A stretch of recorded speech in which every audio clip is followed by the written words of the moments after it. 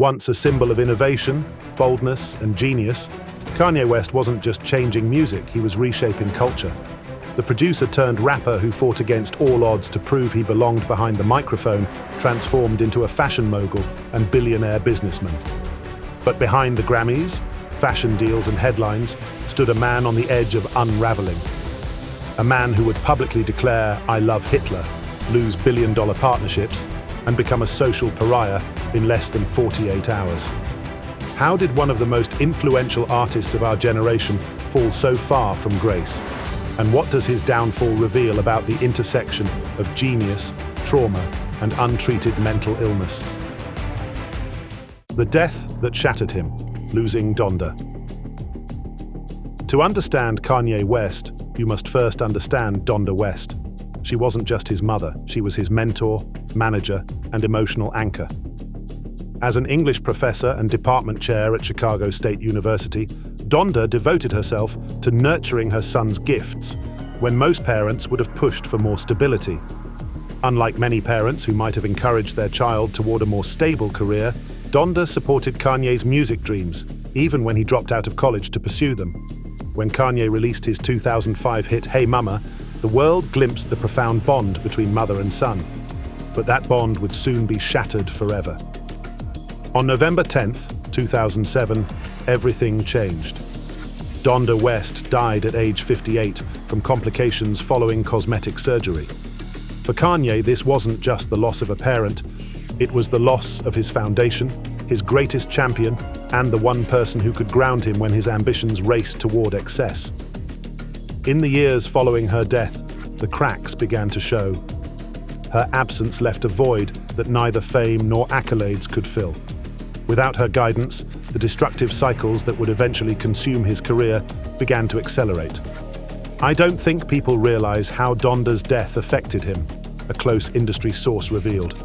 "He once had someone who could tell him the truth, who he would actually listen to. After she died, that voice was gone." The wounds of her loss would reappear throughout his career, through the albums, fashion lines, and even a school named in her honor. But the stabilizing force she provided could never be replaced, setting the stage for what would become his eventual undoing. The gay cousin incident, a moment that haunted him.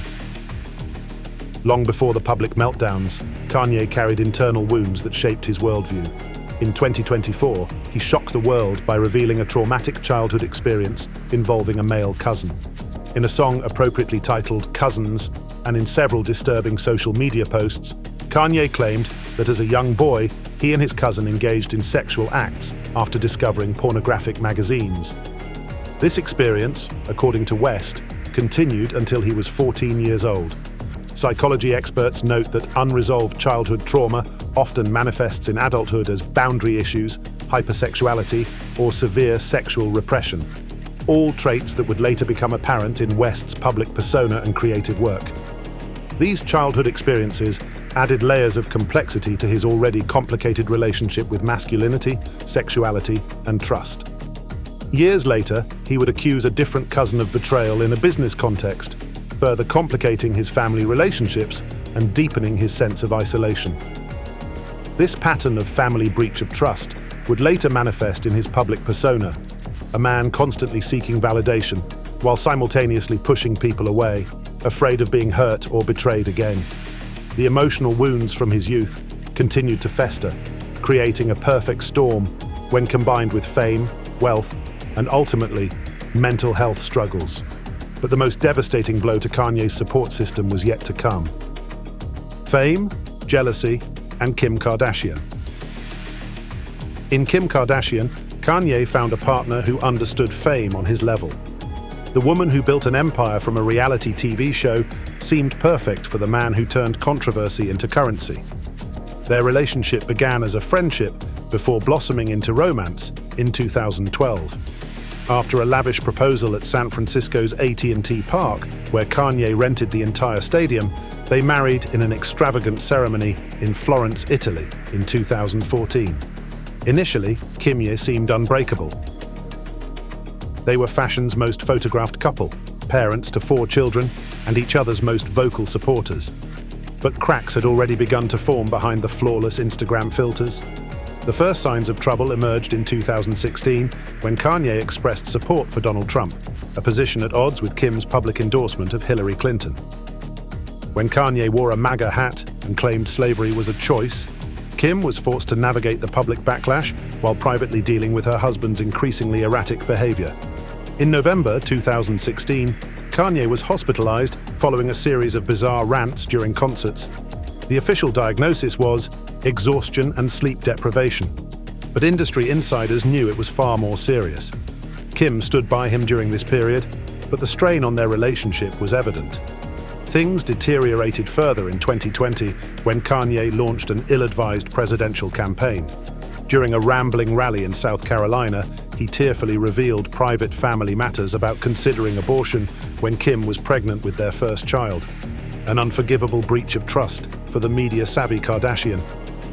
By January 2021, Kim had filed for divorce, citing irreconcilable differences. The gulf between them widened as Kanye increasingly spent time at his Wyoming ranch, while she remained in California with their children. In the aftermath, Kanye's jealousy and control issues became more apparent. He publicly criticized Kim's parenting decisions and new relationships, revealing a man whose fear of abandonment was manifesting as desperate attempts to maintain control. But even as his marriage collapsed, another long-standing relationship in Kanye's life was also disintegrating, one that had helped define his career from the beginning. The Carters, from brotherhood to betrayal. Few relationships in hip-hop were as significant as Kanye West and Jay-Z's brotherhood. What began as a mentor-protege dynamic evolved into one of music's most powerful partnerships. When Kanye signed to Rockefeller Records in 2002, Jay-Z took him under his wing, not just as a producer, but eventually as a protege. Their collaboration reached its peak with 2011's Watch the Throne, a landmark album that cemented their musical partnership and seemed to solidify their brotherhood. But beneath the surface, competition was brewing. Jay-Z had risen from the projects to become a billionaire businessman, while Kanye constantly fought for respect beyond music. This underlying tension became impossible to ignore after Kanye's infamous 2009 MTV VMA incident with Taylor Swift, where he interrupted her acceptance speech to defend Beyoncé. For years, the two managed to maintain their friendship despite growing tensions. But in 2016, during a concert in Sacramento, Kanye unleashed an onstage rant that changed everything. "Jay-Z, call me, bruh. You still ain't called me," Kanye said to the stunned crowd. "Jay-Z, I know you got killers. Please don't send them at my head, just call me. Talk to me like a man." But what truly crossed the line was bringing Jay-Z's family into the dispute. Kanye called out Jay and Beyoncé for not visiting Kim after her traumatic Paris robbery and complained that their children had never played together, turning a professional disagreement into a deeply personal one.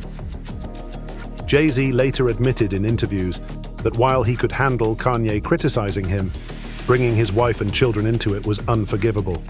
"You can't bring my kid or my wife into it," Jay-Z said. "We've gotten past bigger issues, but you brought my family into it. Now it's a problem." The fallout was permanent.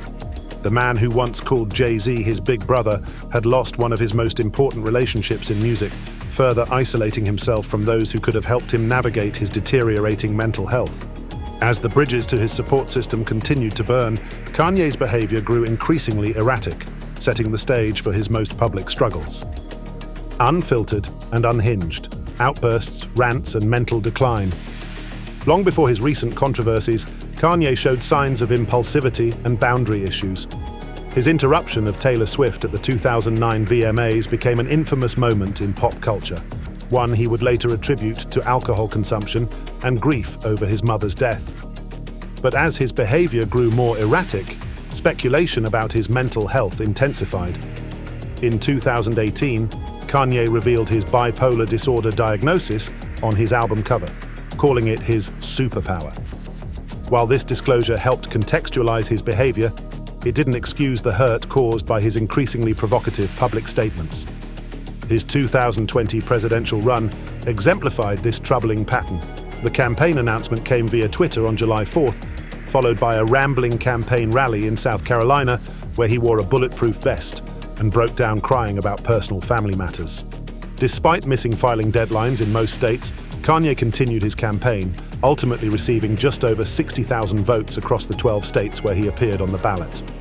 During this period, Kim Kardashian took the unusual step of addressing her husband's mental health publicly. As many of you know, Kanye has bipolar disorder, she wrote on Instagram. Anyone who has this, or has a loved one in their life who does, knows how incredibly complicated and painful it is to understand. She revealed that Kanye had rejected medication because it changes who he is. Speaking with David Letterman, Kanye himself admitted that during manic episodes, he suffers from racing thoughts, irritability, sleep loss, and paranoia. When you're in this state, you're hyper-paranoid about everything, he explained. Everything's a conspiracy. Mental health experts pointed to a troubling reality. Kanye's wealth and fame weren't protecting him from his worst impulses. They were enabling them. Without the guardrails that might force an average person to confront their illness, Kanye's behavior continued to escalate. As his support system eroded and his mental health declined, the stage was set for a fall that would prove catastrophic to both his reputation and his fortune. The Adidas fallout. Despite his personal controversies, Kanye's Yeezy brand with Adidas had become a billion-dollar empire. The partnership, begun in 2013, transformed both Kanye's fortune and Adidas's relevance in the fashion world. But in October 2022, Kanye crossed a line that even his commercial success couldn't protect him from. During Paris Fashion Week, he wore a White Lives Matter shirt, drawing immediate backlash. When challenged about these statements in interviews, rather than backing down, Kanye doubled down. "I can say anti-Semitic things, and Adidas can't drop me," he boasted during a podcast appearance, seemingly daring his biggest partner to act. Talent agency CAA dropped him as a client. And most significantly, Adidas terminated their partnership, a decision that cost the company $250 million in profit, but ended Kanye's billionaire status overnight. Adidas does not tolerate anti-Semitism and any other sort of hate speech, the company said in a statement. His recent comments and actions have been unacceptable, hateful, and dangerous. In a matter of days, Kanye's net worth plummeted from an estimated $1.5 billion to $400 million. The fashion empire he had spent years building collapsed almost instantly, but the financial fallout paled in comparison to the reputational damage. The message was clear: even extraordinary talent couldn't excuse hateful rhetoric. After years of controversy, the public and corporate world had finally said, enough. But Kanye wasn't finished. In December 2022, during an interview with conspiracy theorist Alex Jones, Kanye made his most shocking statements yet, declaring, "I like Hitler," and "I love Nazis." These comments cemented his fall from grace and left even his most loyal fans questioning whether their support was defensible. The story of Kanye West is a modern Greek tragedy, a man of undeniable genius brought down by the very traits that fueled his rise: his defiance of convention, his unfiltered self-expression, and his refusal to conform. Mental health experts point out that Kanye's story illustrates the dangers of untreated psychological issues, especially when amplified by wealth, fame, and yes-men who enable rather than intervene. The absence of constructive criticism, first from his mother, then from Jay-Z, and finally from Kim, left him increasingly isolated within his own worldview. And yet, even in disgrace, Kanye's musical legacy remains undeniable. The artist who pushed hip-hop's boundaries, challenged racial stereotypes in fashion, and produced some of the most innovative albums of the 21st century can't simply be erased from cultural history. His trajectory forces us to confront uncomfortable questions about how we consume art. Can we separate the artist from their actions? Should we? And what responsibility do platforms, brands, and fans have when supporting controversial figures? The unraveling of Kanye West isn't just about one man's downfall. It's about the cost of fame, the consequences of unchecked mental illness, and the painful truth that even extraordinary talent doesn't make someone immune to the most basic human frailties: grief, trauma, jealousy, and the desperate need to be understood. In the end, the genius who once rapped about touching the sky found himself isolated on the ground, having pushed away nearly everyone who could have helped him soar again.